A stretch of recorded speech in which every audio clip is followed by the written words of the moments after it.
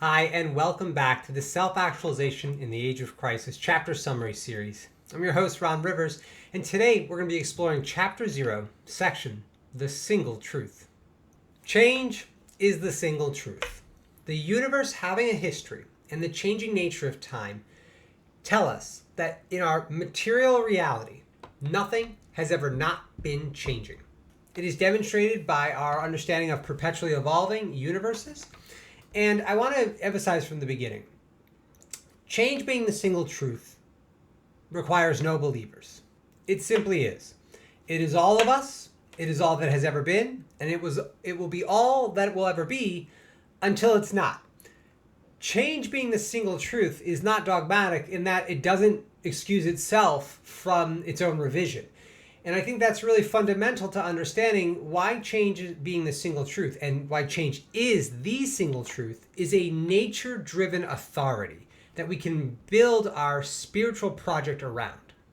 It is the most real concept that exists. And the entire purpose of this text is to help and encourage you to embrace the single truth as a foundation to unleash your latent power upon the universe.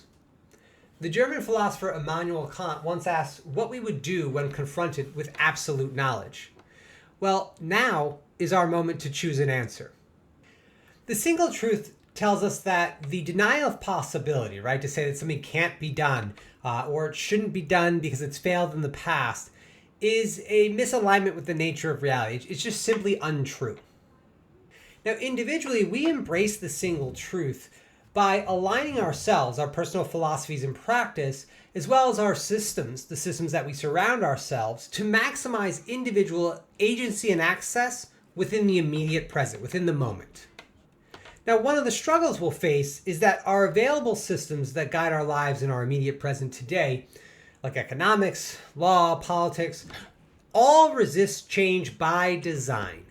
So each of us inherit this history where we're surrounded by systems that form and shape our behavior in very specific ways, and the systems themselves are designed to resist their own revision.